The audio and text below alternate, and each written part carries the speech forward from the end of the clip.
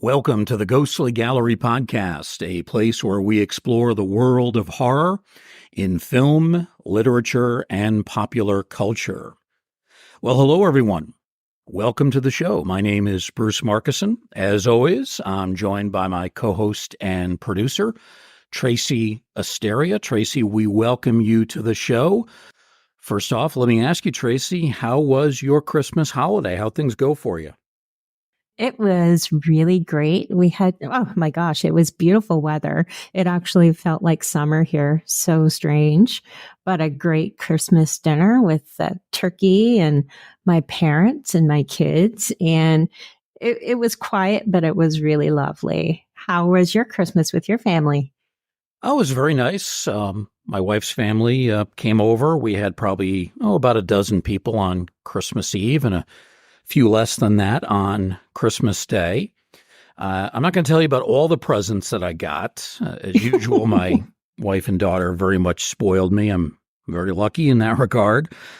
But I did get some horror-related items. In fact, some items that connect to some of our guests that we've had in our very first year of broadcasting this show. I got two books that were written by Mark Dawidziak. Mark was one of our early guests. He talked about his new biography, which is excellent, about Edgar Allan Poe. And in the past, he's written books about Dracula, about the phenomenon of Dracula and why it's so popular. So I was given that book, which is nice. And also, I was given another book that Mark wrote about Rod Serling. Rod was somebody that Mark really idolized and I think emulated in a lot of ways, and wrote a book about Serling in the Twilight Zone. So I was lucky enough to get those two books. Also, remember we had David Skal, the great historian and author, and he told us about the new DVD project that he was involved with earlier this year. Some of the films of the director Todd Browning, including the very controversial movie from 1932, Freaks. So I got that DVD with David's commentary on it as well. I haven't listened to it yet, but hope to in the next few days. So I did get a few items related to horror and related to our guests, which was really nice. Anything like that for you? No, I wish my family thought about stuff like that, but they did not. Instead, I got some cozy blankets to keep me warm while I read my own books that I buy myself. Well, you come from a more normal family, right? Definitely part of it. Very low key. I did well. I got a lot of other great stuff too. In fact, I got a replica Dracula ring, which my family thought was very bizarre that I asked for that. It's modeled on the ring that Bela Lugosi wore and that John Carradine wore. John Carradine played Dracula a couple of times for Universal Studios, so I got a replica ring, which I started to wear on Monday afternoon, Christmas afternoon, and then my wife Sue said to me, "You're not going to wear that all the time, are you?" And I said, "No, I'm just trying it out, see if I'm going to fit." And it only fits on my my pinky finger. It's a little bit too small for the others, so I'm going to have to get in better shape, I guess, to wear it. Oh, but that's so cool. Yeah, it's really nice. It's a nice replica. It's seems like solid steel to me. It's gonna take me a lot of effort to break it, so that's a good thing. So that was another good conversational piece. Yeah, definitely. We'll be talking about it more on future episodes, I'm sure. And maybe I'll break it out next year. I'm thinking about dressing up as Dracula for Halloween 2024. So maybe I'll break out the ring for that. Well, for this week's program, this is our last of 2023 as we get ready for a new year coming very shortly. No guest for this week's show, which is number 22 total for us. Instead, it'll just be the two of us, myself and Tracy. We're going to be tackling a variety of themes in what we're going to call a medley of the macabre. And we're going to start out, Tracy, by each of us talking about our favorite horror and sci-fi films of the year. So I've picked three, you've picked three, and we'll do them in order of, I don't want to say least favorite because we liked all the movies that we chose, but we're going to go number three, then number two, and then our number one favorite overall. So we'll kind of go in that reverse order. Now, one thing to keep in mind for me, I haven't seen certainly close to all the horror films that came out this year. There were many I did not see. Two films that really drew rave reviews in recent months were Thanksgiving, the Eli Roth movie, and the Godzilla film, Godzilla Minus One. Both have gotten tremendous reviews, not only from the media, but from fans. So I didn't see either one of them, and that's why I have not included them. I do hope to see them in the coming weeks, and when that happens, we can talk about it at that time. But of the films that I did see this year in 2023, so here are my three favorite in reverse order. Checking in at number three, it's a movie that has not received a lot of publicity. I, in fact, only saw it within the last month, but it's very good. It's a creepy film called Cobweb. Cobweb centers on an 8-year-old boy. His name is Peter. Very quiet, pretty well behaved, but unfortunately he is facing difficulties everywhere in his life. At school, he is bullied. And then at home, he is abused mentally by two overly strict and sometimes unsympathetic parents, two kind of strange characters. And to make matters worse, someone or something is residing behind the walls of this young boy's bedroom, whispering words of encouragement that might not always represent the best of advice. Now, a young British actor named Woody Norman plays Peter. He's really good. He has no problem tackling an American accent, even though he's still very young. And he does a nice job of conveying the confusion and the frustration that comes when really only your substitute teacher is showing any true interest in helping you out. Lizzie Kaplan, excellent actress who starred in the Castle Rock TV series, which we're going to talk about a bit later on, is also quite good. She plays Peter's mother. At times, her character is very well-meaning, but she also lacks much common sense and really seems more interested in keeping secrets about her family than legitimately trying to help her son out. One of the strengths of this movie is director Samuel Bowden's handling of the monster, which I put in quotes, who may or may not be human, and whom he wisely keeps hidden for most of the film. So that does lend to some mystery here. Then when he does reveal this monster to us, he does so somewhat gradually before giving us a couple of close-ups near the end of the film. And I thought that was all really effectively done. I really had only one criticism, Tracy, of the film, and that was the conclusion, which is kind of ambiguous and in what's becoming a trend in horror, a little bit annoyingly so. This is something we're seeing more and more in contemporary horror. And it's as if directors are scared to give us a definite ending because they hope maybe that a sequel is coming. Maybe they want to leave that door open, or maybe they just want to kind of play tricks on us. I suppose it's understandable to have a conclusion like that, especially if there's a possibility of a sequel down the road, but it can be frustrating for impatient horror fans, and I'm certainly in that category. So that's the one shortcoming, but that's relatively small criticism. Otherwise, this is a really good movie, and it's one that I gave 3 stars to. Cobweb, starring Woody Norman and Lizzie Kaplan. At number 2 on my list is a film, Tracy, that we talked about earlier this year, and it's a film that I don't want to go too much in depth on it now because we did talk about it before, but it's The Last Voyage of the Demeter. We talked about this during our vampire special, which was episode number 10. Again, I don't want to repeat all the review, but this was really, I thought, a worthy production. Gives us a version of Dracula that's somewhat reminiscent of the character of Count Orlok from the Nosferatu films, 1923 and 1979. The film traces the voyage of the ship, the Demeter, which brings Dracula to Whitby. Dracula is a stowaway on the ship. He uses the crew members basically to feed himself, to sustain himself throughout the journey. Corey Hawkins is the lead. He's excellent as the heroic character named Clemens, a black man who fights racism throughout the movie before finally having to fight Dracula himself.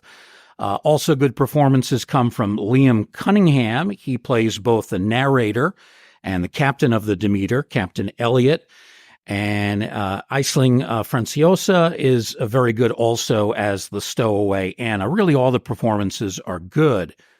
To my surprise, and we did talk about this earlier in that vampire special, the film turned into a box office flop. Hardly anybody went to see it.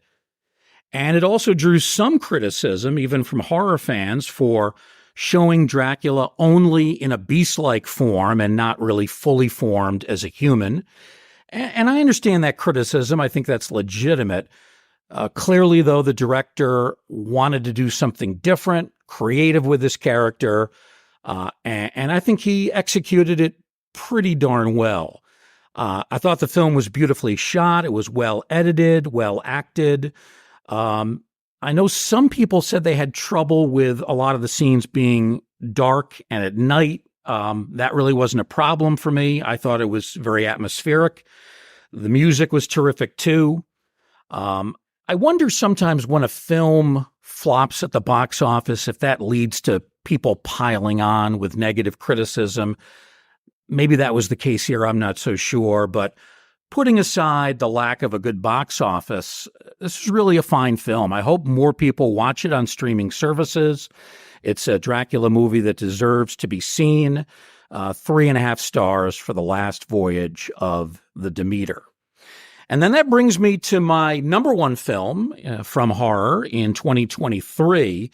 And this was a movie that I just watched in the last week, and it vaulted all the way to the top.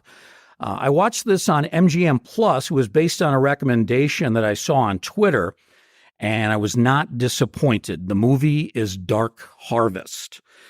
Dark Harvest is set in 1963 in a very strange Midwestern town where every Halloween, a supernatural scarecrow/skeleton character named Sawtooth Jack comes to life, emerges from the cornfield.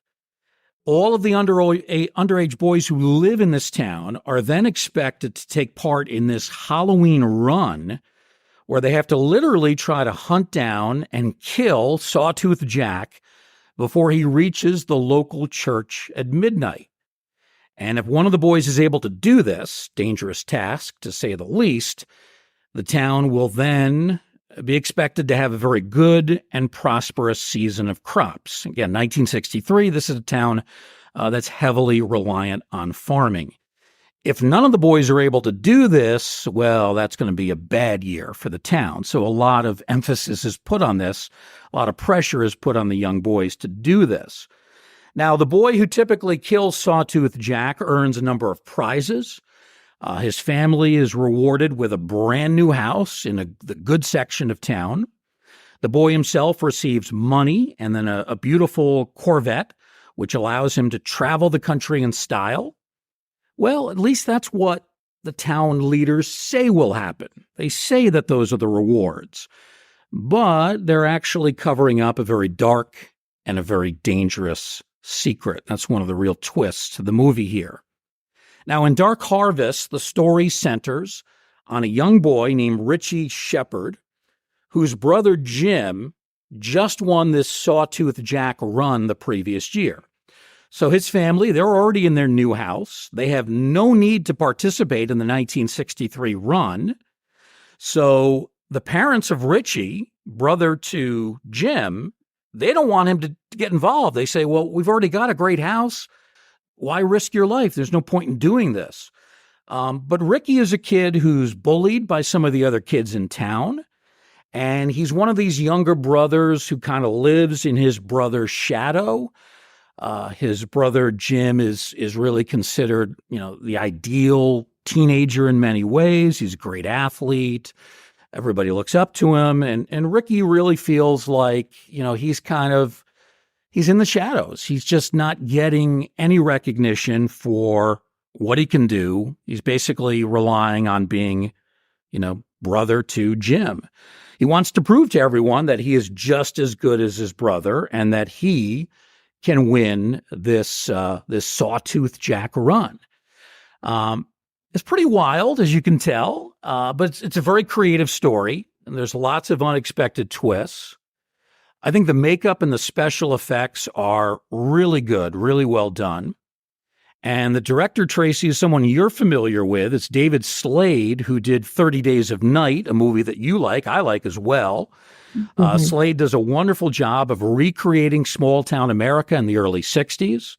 From the fashions to the architecture to the manner of speaking. I think he replicates it all very well.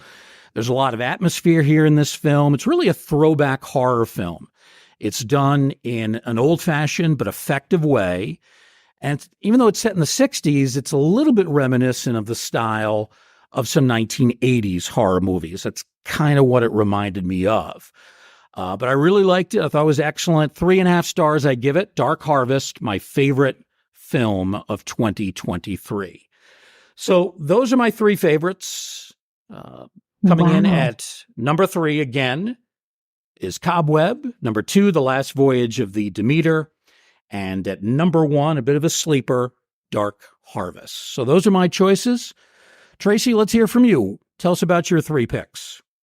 Oh my goodness. First of all, I want to say those are excellent choices. 2 out of the 3 I need to put on my watch list for sure. So I will be doing that over the holiday. So I'm just going to let you know that I approach my movie choices just a little bit differently. It's been such a busy year for me, and I haven't had a lot of time to explore the movies I kind of really wanted to see. So to prepare for tonight, I watched 3 movies that have been on my watch list for quite some time. So the first one that I'm going to put on my list is The Exorcist Believer. And I'll start out by saying that I'm not overly big into prequels or sequels or remakes or anything like that.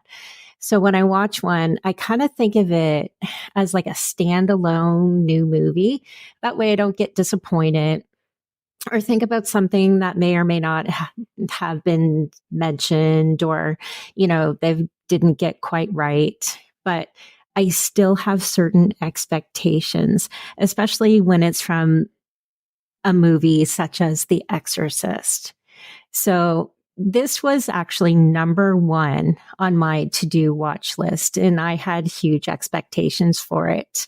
So the sequels from the Exorcist series, they were okay. And again, I've always counted them as like a standalone movie with the essence of the original storyline. So The Exorcist Believer, it was released just on October the 6th of this year. And it centers around 2 girls, a girl named Angela, who's played by Lydia Jewett, and a little girl named Catherine, played by Olivia O'Neill. And they're both newcomers to the industry. So they did a really great job with their first performances. So anyway, these 2 girls go for a walk in the woods after school to perform a ritual to contact Angela's deceased mother. Something happens and they go missing, only to return about 3 days later with no memory at all of what had happened to them when they were out in the woods. But after some observation, the little girls started to show some disturbing behavior. And, after some time, Angela's father, Victor, who's played by Leslie Odom, tracks down Chris McNeil, who is reprised by Ellen Bernstein, to get her insight onto what's going on based on her experiences with her daughter, Reagan, who was possessed by evil in the original Exorcist movie. So you have the typical factors associated with the exorcism, a few jump scares that leave you shaking your head a little bit. The characters overall, I hate to say it, but I kind of found them a bit annoying, especially with the parents of the girl, Catherine. I thought it was really interesting that they brought Ellen Bernstein back to reprise her role, even if it was just for a few minutes. But what I found more intriguing is they brought, and I don't want to spoil it, but I'm going to spoil it. They brought Linda Blair back for like 2 milliseconds at the end of the film. I'm not sure quite why they did that, if it was just maybe to lure in viewers. It was just a small cameo appearance. Hmm. I did a little bit of research on it just because I'm just so intrigued by this franchise that in 2025, they're actually going to be releasing another sequel follow-up to this movie based on Angela's possession relapse called The Exorcist, the Deceiver. And in a couple more years' time, they're going to follow up with a third movie, not yet titled, to complete the series. So I'm likely going to watch them both as they become available with the hopes that the stories improve. But for this movie, I hate to do it, but I'm going to only rate it at 1.5 stars. But if you're an Exorcist fan, you definitely need to watch it just for the heck of it.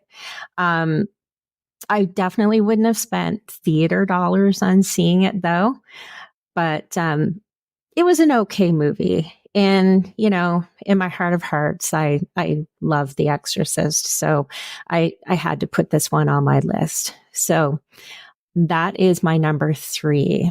All right. Before you get to number 2, I got to grill you because I haven't seen the movie.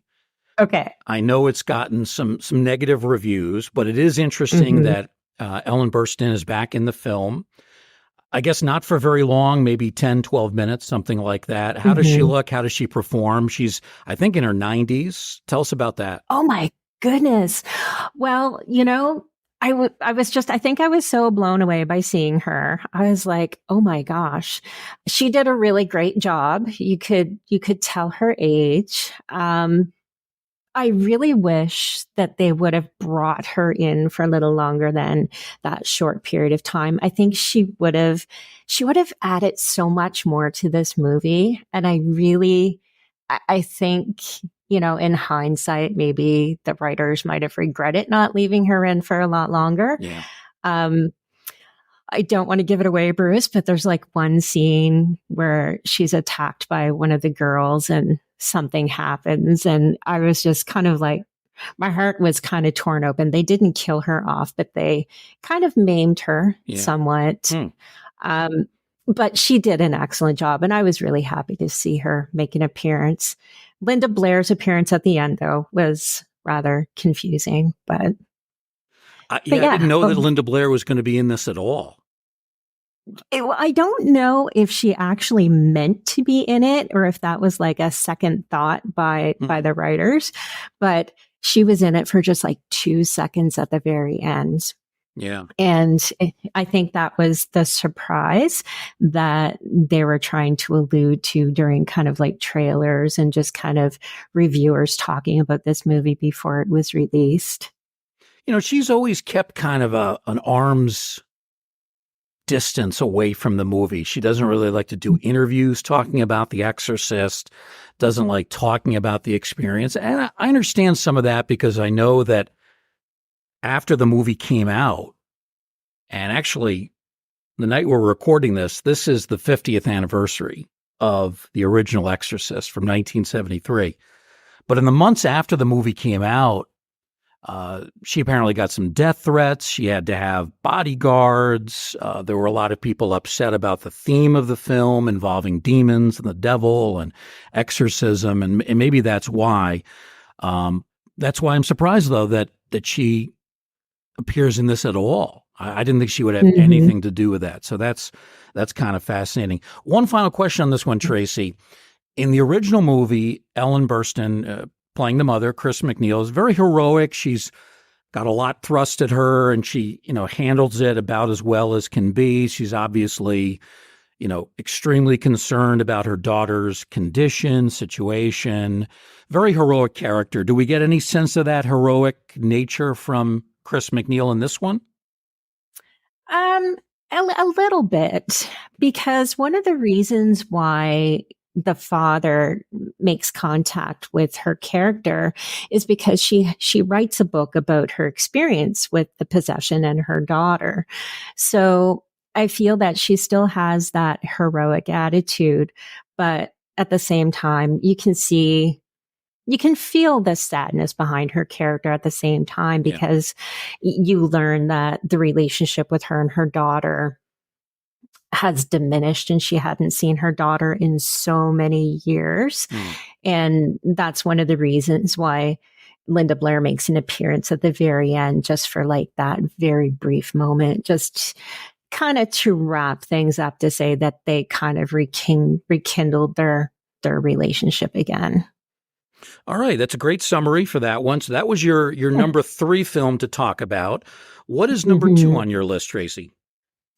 So I have been seeing this trailer play on and off for quite a long period of time. It's called There's Something Wrong with the Children.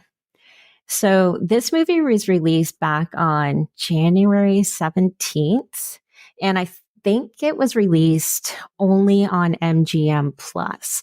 I don't think it was released in the theaters at all. I think it's like straight to streaming. So, you know, the trailer looked really creepy, and it starred Zach Gilford, and he is of Midnight Mass and other Mike Flanagan Productions fame. So that's what really prompted me to want to see this movie. So this movie centers around a group of people who go away for the weekend to resolve some personal issues.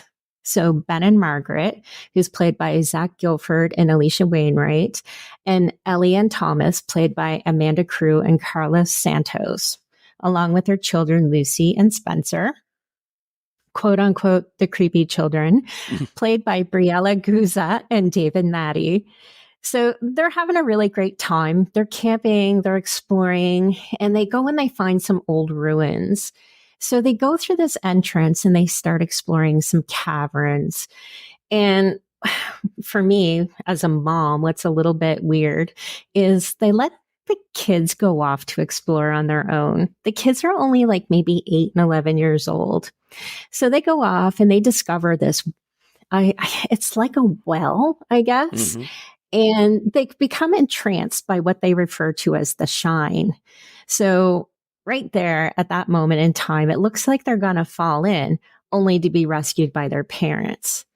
So later on, the story takes a little twist, and the children stay in the cabin with the family friends, Ben and Margaret, and they happen to disappear in the early morning hours. So Zach Gilford's character, Ben, tries to find them. He goes back to the ruins and he sees the children at the mouth of the well staring down into it, kind of like hypnotized. It's really creepy.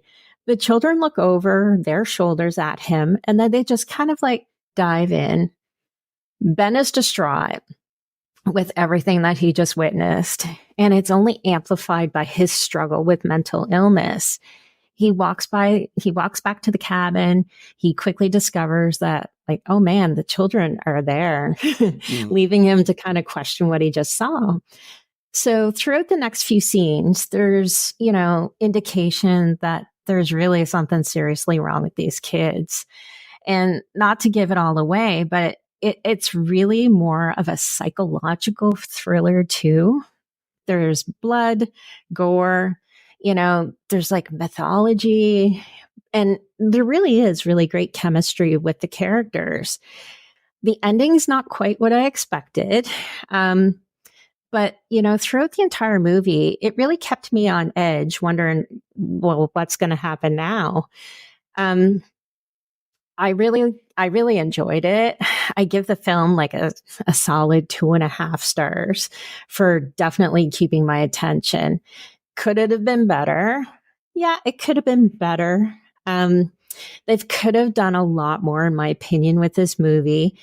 Add a little bit more to the storyline to give it a little bit more meat and potatoes rather than leaving the viewers kind of with a few lingering questions and asking maybe why and geez, what was that? Yeah. And, you know, like you were saying earlier, Bruce, in all honesty, if the writers chose to do so, they could make a follow-up movie just to go a bit further into the mythology. in backstory of what had happened. Um, I think that might have been the purpose. There's so much more that they could have done, but I thought it was a pretty decent movie.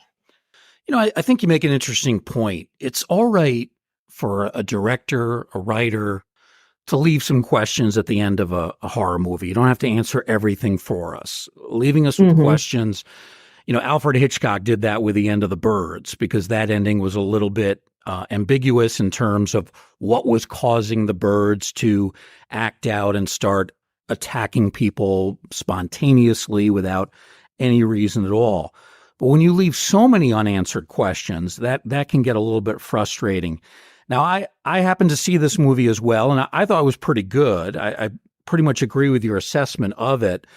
I thought it was really interesting after, Zach Gilford sees these two kids, basically dive into the well, which, goes seemingly thousands of feet down. He thinks Mm-hmm. they're dead. Then he sees them. So probably at first he's thinking, I'm seeing illusions here. I'm seeing things, hallucinations, things that are not there. But then the behavior of the kids indicates that, yeah, maybe I did see them before, but they've been changed somehow. Yeah. I thought that was pretty effective. Guilford's a good actor. He did a great job in Midnight Mass, and he's really good here as well. So I thought that part of it was interesting. I thought also maybe they could have developed a little bit more of the difficulties between the members of the two couples. You got Mm-hmm. the one couple where they've been kind of cheating on each other. It almost sounds like a weird open marriage. And then you've got Guilford and his wife, and they're kind of debating about whether they want to have kids. And probably after the way they see the other kids acting, they probably don't want to do that. But they're debating that throughout. They do touch upon that a little bit. I thought they could have gone a little more in depth in maybe setting up the first half of the film and then building to a conclusion. But it is an interesting film. It does leave, again, too many unanswered questions for me. And it's one of those movies that makes you think, well, maybe there will be a follow-up, a sequel of some kind. Exactly. And it just, one part that I found was like really strange about it is, when the father of the child, Spencer, called to report a murder, um, the police were very nonchalant and said, "Oh yeah, we'll be there in a few hours." Yeah. Just it was kind of a little strange. I thought they could have changed that a little bit. Yeah. Um, it was that piece was different, but if there was another part to maybe explain a little bit more, I would definitely watch it for sure. All right, very good. So that was number 2 on your list. There's Something Wrong with the Children. And what's the number 1 film you wanted to talk about from this year? So I chose Pet Sematary Bloodlines. Hmm. This movie was released not that long ago, back on September the 23rd, and it premiered on Paramount on October the 6th. So I really enjoy Stephen King, and this was a movie I really wanted to see. So I just watched it for the first time the other night. This movie, it's a prequel to the Pet Sematary storyline. It features young and upcoming actors. So you have Jackson White as Judd Crandall. You have Forrest Goodluck as Manny Rivers. Jack Mulhern as Timmy Baterman. And Isabella LeBlanc as Donna Rivers. And believe it or not, this film also has a few really great veteran actors. You have Henry Thomas, David Duchovny, and Pam Grier. Wow. So I thought that was an interesting combination. This movie takes place in 1969. It surrounds the main character, Judd Crandall. He's getting ready to leave the small town of Ludlow to go join the Peace Corps with his girlfriend. It comes with great encouragement from his father, who's played by Henry Thomas, to leave the town of Ludlow forever. kind of at the beginning, there's an unfortunate incident that happens and prevents the pair from leaving town. It's a dog attack, and it's kind of a vicious dog attack. And this incident introduces the character of Timmy. And Timmy is Judd's best friend who just returned from Vietnam. And he appears to be suffering from an extreme case of PTSD. So it's determined that there's something that's not quite right in the town. There's a group of elders that get together and they talk about the horrific past of the town, and they feel that there's something starting to happen again. So later on, we find out what's really wrong with Timmy and what has happened to him. So his father, who's played by David Duchovny, he is actually shown in the pet cemetery with a shovel, which provides insight into what he's actually done. Basically, with this movie, we learn the history of the town. We learn about the secrets of the pet cemetery and what that all holds. We see the typical storyline where the characters are killed off in kind of like a cat and mouse situation. But eventually, it ends up leaving you to go back to the original Pet Cemetery movie, not the remake, but the original, to try to pick up the story, years later. So, it was an interesting movie. All in all, I kind of got the feeling it was like a low budget movie. The performances by the cast were really, really good. Given that each one of these young actors might have only had maybe 3 roles in their entire career. The veteran actors performed really well. I feel that, the veterans kind of gave the movie a little bit of clout and recognition for the moviegoers. Being a Stephen King inspired storyline, I kind of expected a bit more. And I think I just had grandiose expectations because I was so excited to see it. But, I would still give it a 3 out of 5. I still think it was a great story, and I would recommend people go watch it. And I did read somewhere that the director, I believe it's the director of this movie, is thinking about coming out with another movie at some point, and I would definitely watch it. All right, very interesting. The character you mentioned, Judd Crandall, that's the one character that we're familiar with from the original movie from the 1980s and the remake that came out, I think it was 2019 or 2020. And that was the character who was played by Fred Gwynne in the first film and then by John Lithgow in the second movie. So that's the character we're dealing with, but he's a lot younger here. Obviously, it's not mid-'80s anymore. It's 1969, right? That's right. Yeah. That's right. And that's what I found really fascinating. I was like, oh man, so it really does go way, way back. So I like that they did that. That was important to kind of bring back to the bare roots of the story. Fred Gwynne in particular was outstanding in that role. I like John Lithgow too, but Gwynne to me, he just nailed that part as the guy living across the street from the new family that's moved in, and he's the one who gives the father the information about the local pet cemetery and some of the legends behind it. So it's kind of interesting that we get to see his storyline develop. And I'm with you too. A movie that has Henry Thomas, David Duchovny, Pam Grier, that's really interesting to me. Yeah, absolutely. Like this movie had its creepy aspects to it, in the typical Stephen King fashion. I would definitely recommend people to go see it. And, for me, like I've said before, I do like to go back and rewatch things that interest me. Yeah. So this would be one that I would go back and rewatch to see what I missed that first time and kind of put those pieces together.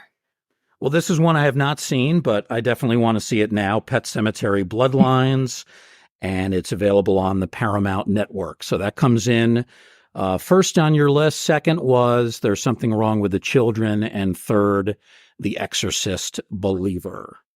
That's right. And there's two other little movies that I did watch within the last few weeks that I just want to kind of give honorable mentions to. Sure. I don't know if you've seen it yet, but it's called Knock at the Cabin. It's an M. Night Shyamalan production starring David Bautista. It's an apocalyptic thriller, not so much horror. Yeah.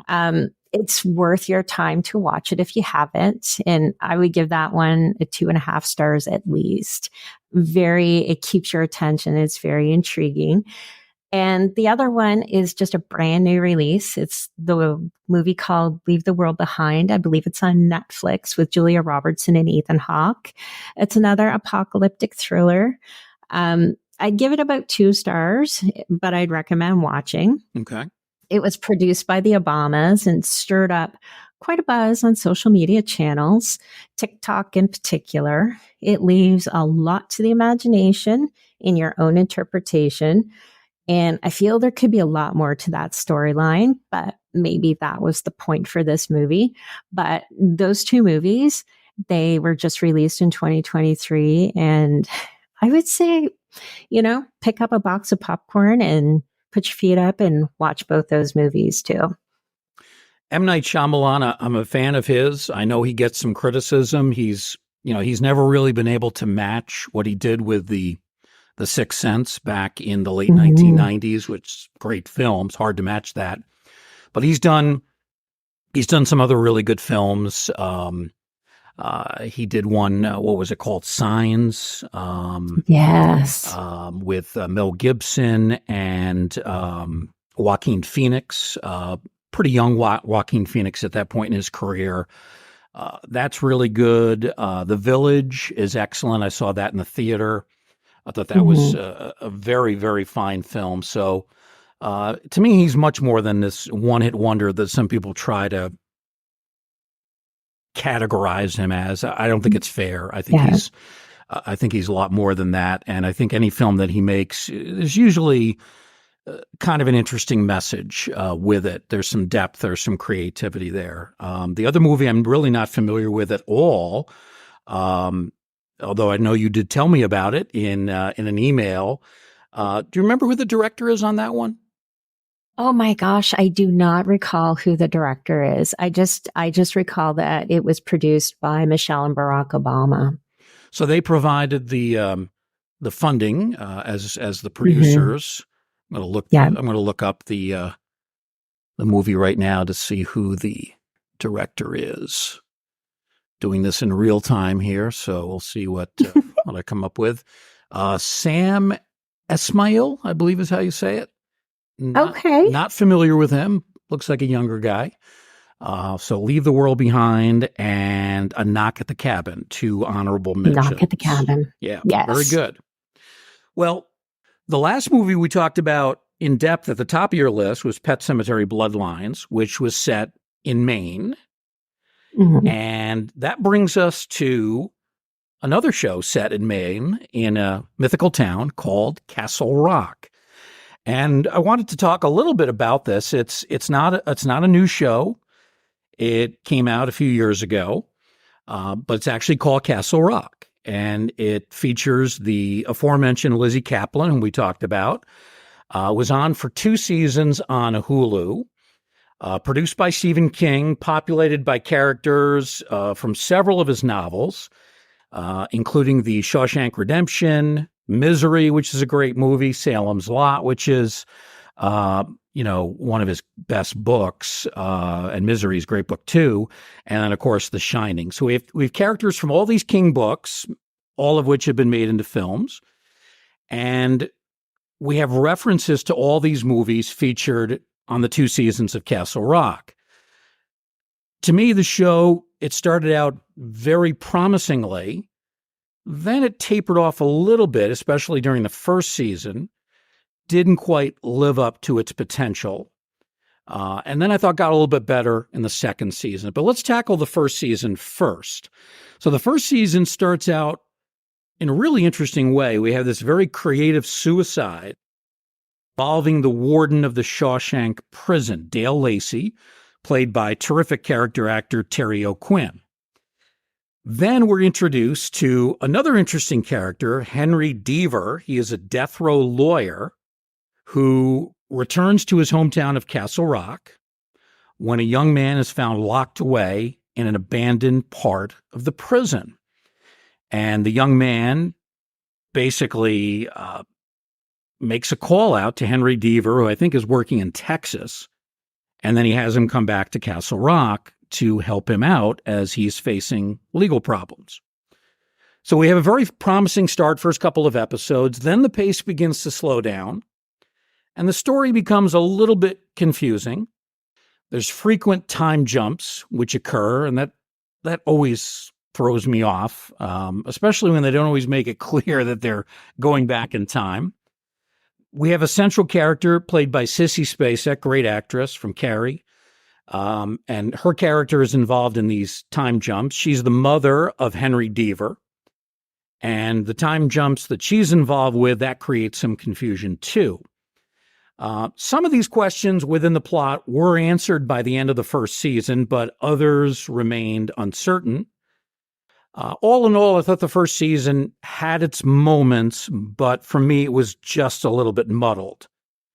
Now, you told me, Tracy, you had a chance to watch the first season. What did you think of it?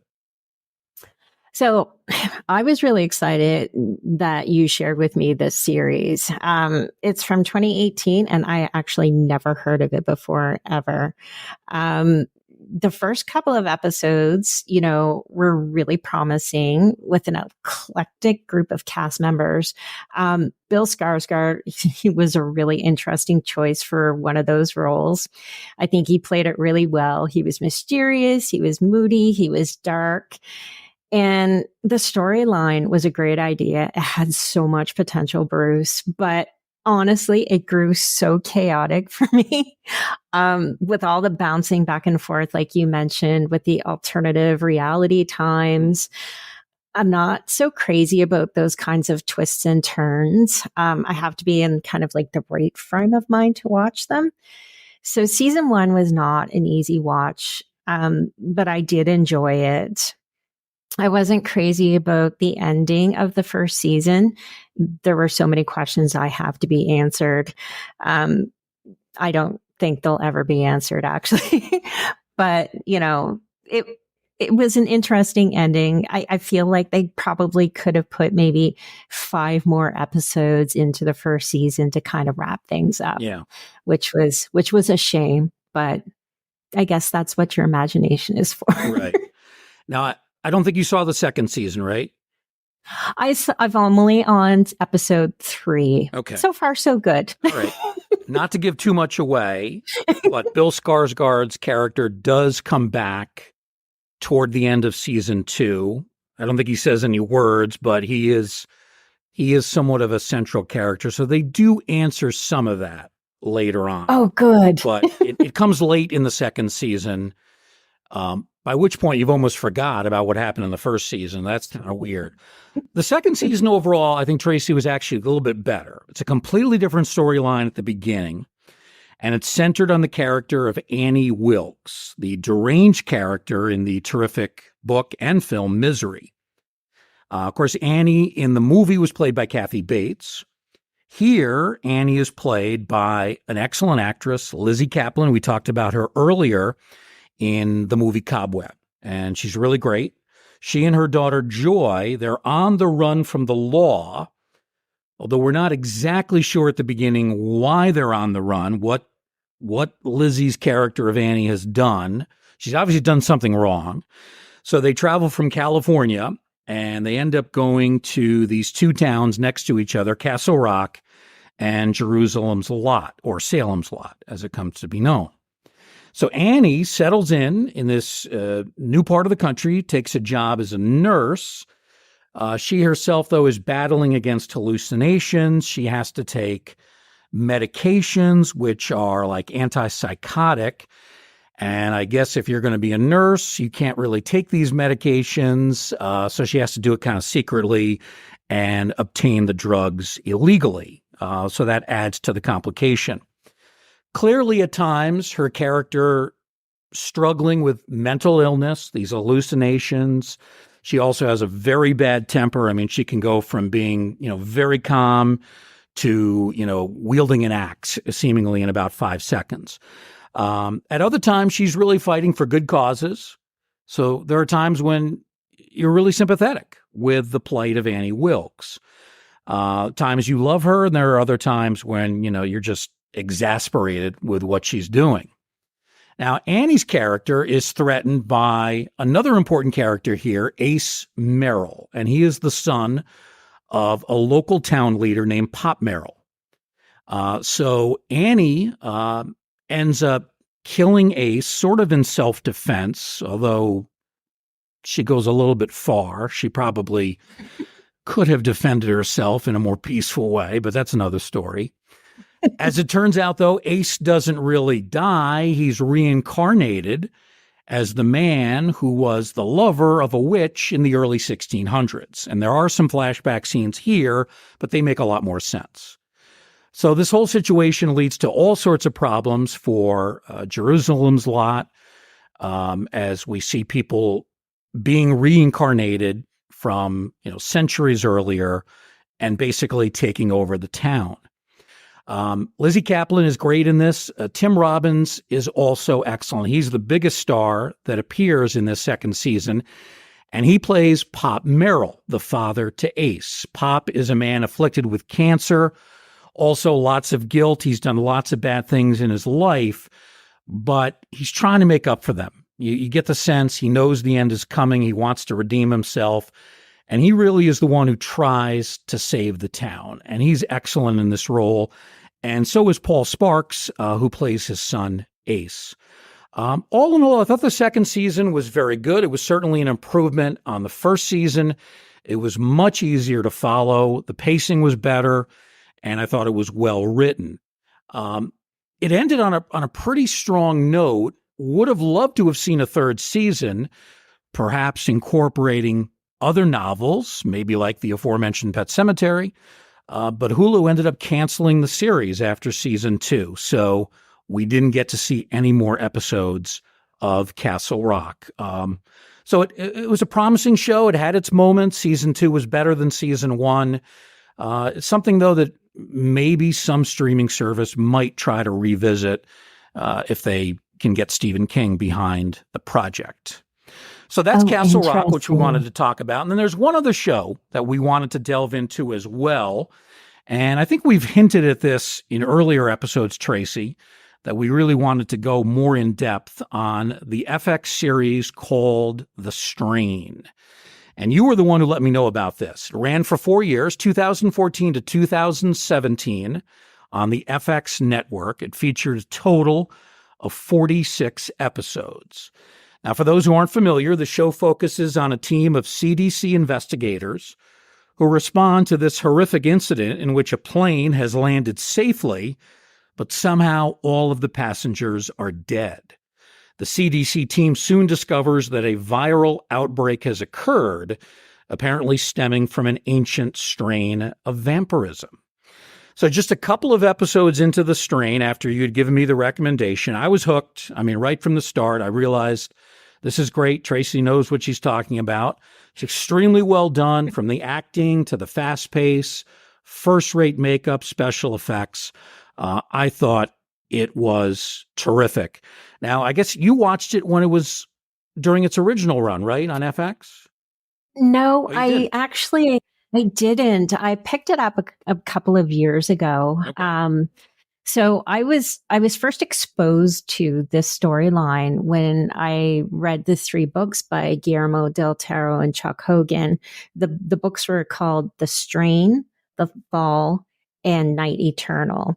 So I started with the books. I had no idea that series actually existed until I started researching to see if there were more books. And I came across the series.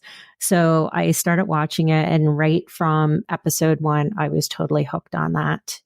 Excellent storyline. It was honestly, with the exception of Stargate, this series is like my number 2 go-to. Loved it so much.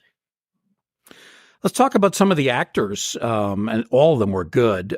You had Corey Stoll was in the lead role of Dr. Ephraim Goodweather.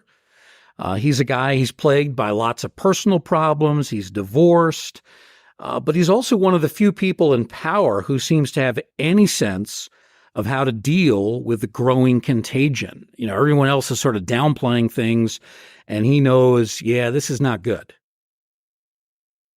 That's right.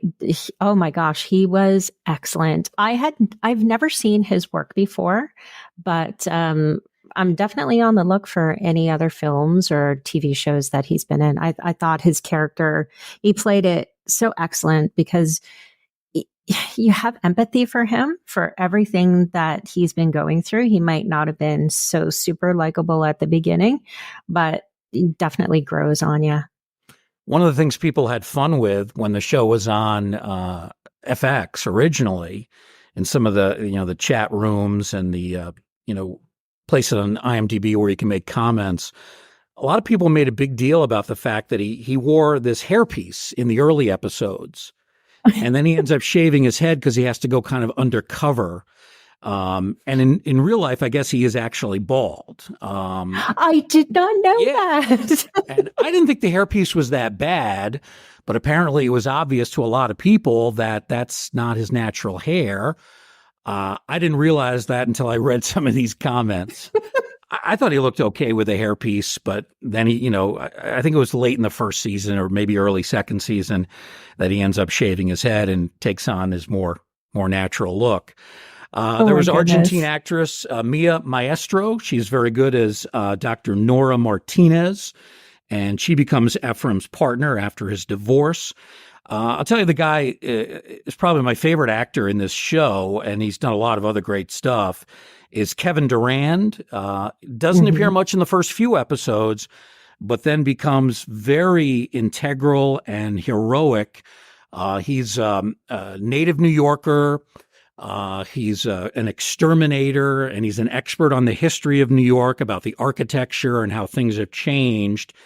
And he's a bit of a wise guy in terms of the way he speaks to other people, but he does become this heroic character, and sort of the he's sort of the muscle behind the team of people that are trying to lead the survival effort. But I thought he was great. I loved him in that. Absolutely. Yeah. Oh my gosh, he provides so much comic relief. Yes. At those difficult times, and he, like you said, he's done so many interesting roles. He's actually had a role on Stargate in an episode, and he just a very good, strong actor.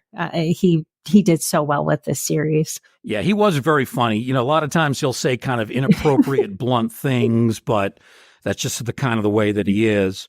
And as an actor, he's so versatile. He can play good guys, sympathetic guys, evil people. I mean, he can run the whole gamut.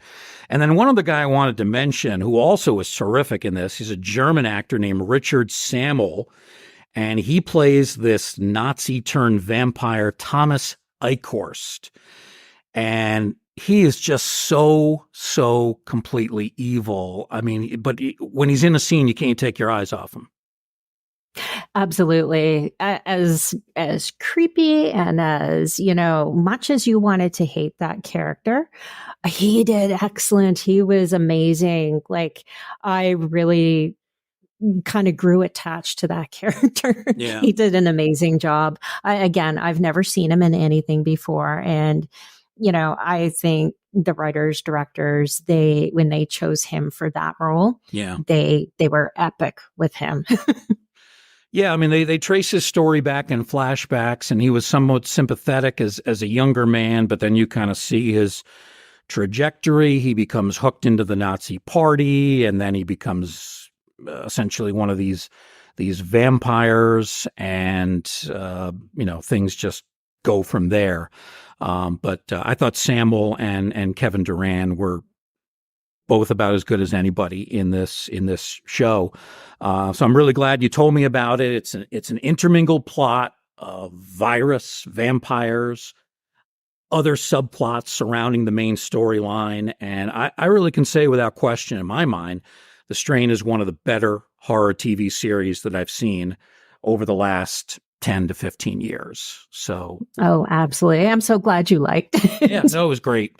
really good. And we're still hoping at some point to get someone on, either from the cast or one of the writers, one of our goals for 2024. Well, Tracy, as we get set to wrap up this season-ending show of the Ghostly Gallery podcast, I wanted to do kind of a quick overview of what we've been able to accomplish 22 episodes in.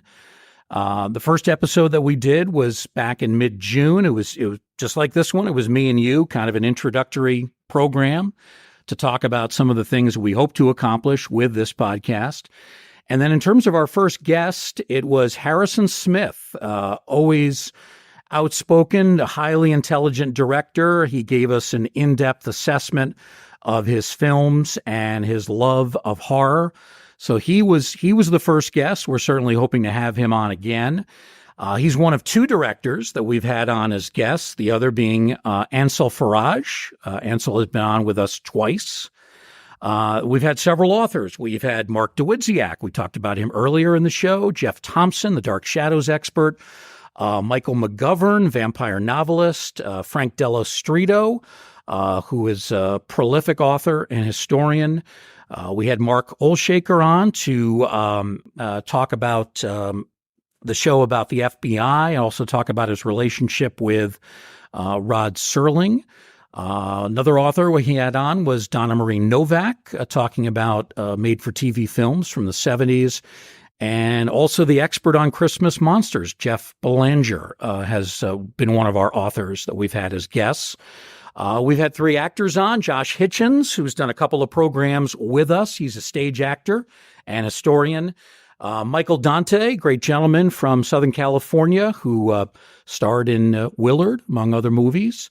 And we also had Naomi Grossman on from 1BR, the 2019 movie. And from that movie, the producer of that film, Alok Mishra, joined us as well. I think that was our wildest show, Tracy, when we had Naomi and Alok. We had trouble reining them in. They just they said whatever was on their mind, which was good. Absolutely. That was a blast.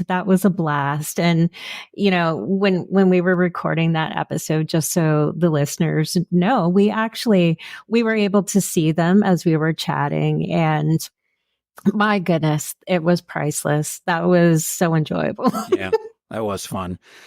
We've also had a few historians on. Tucker Christine, who's an expert on Dracula and collects a lot of Dracula-related memorabilia. We're hoping to have him on again. He does a magazine that is about Bram Stoker's Dracula. It's actually called Beyond Stoker. And we're hoping to have him on maybe in February when his next issue comes out.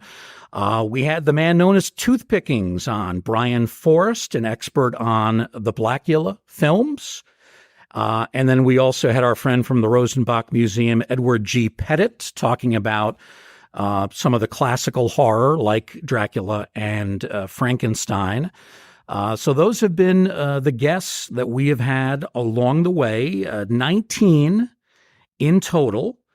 Lots of memorable moments. And I can honestly say, I found value in every one of them. Every one of them taught me something. Every one of them gave me insights that I didn't know about.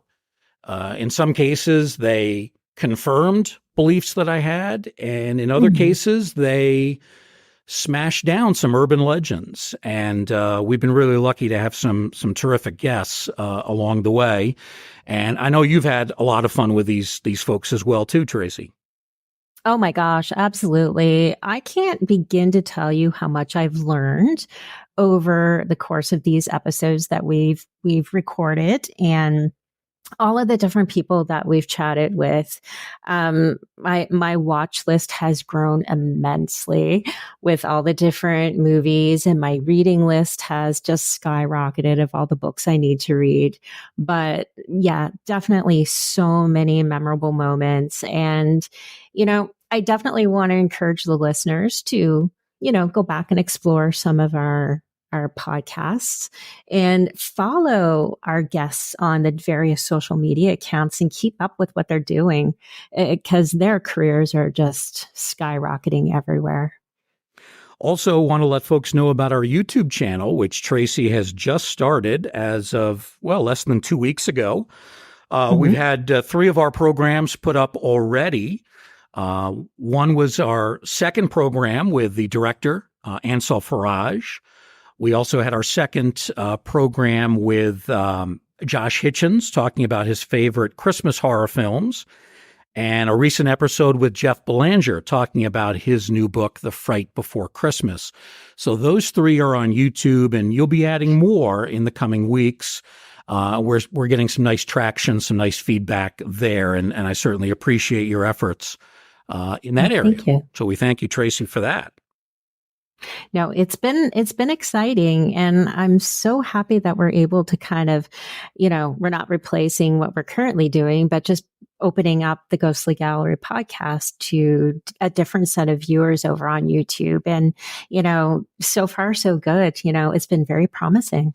Yeah, we're still on Podbean, Spotify, Samsung, trying to think of some of the others. You can probably fill me in, Tracy. iHeartRadio. Yep. Yeah. You can find it on Google, and I believe you can probably even search it out on Apple as well. It's pretty much everywhere. You just Google the Ghostly Gallery podcast and all kinds of things come up on your Google search page. And eventually all the shows will make it over to YouTube as well. So we're excited about that. Tracy, I want to thank you not only for co-hosting the show tonight, but doing all the great work you've done as co-host and producer for this. We would not be able to air any of these shows without your technical brilliance, which far, far exceeds mine. It wouldn't take much to exceed mine, but you know what you're doing, and this enables us to be on the air on a weekly basis, and I really do appreciate it. I mean, it's invaluable to us, so thank you for that. Oh, it's so fun. It's so fun. And I teach myself new things all the time. So yeah, it's a learning experience for sure. And I appreciate all of this. It's so cool and so interesting.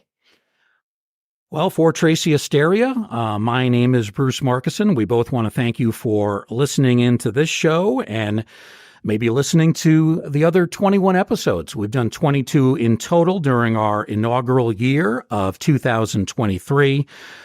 We thank everybody for joining us, for being part of this Museum of the Macabre, as I like to call it. And we do hope to see you in 2024 right here in the Ghostly Gallery.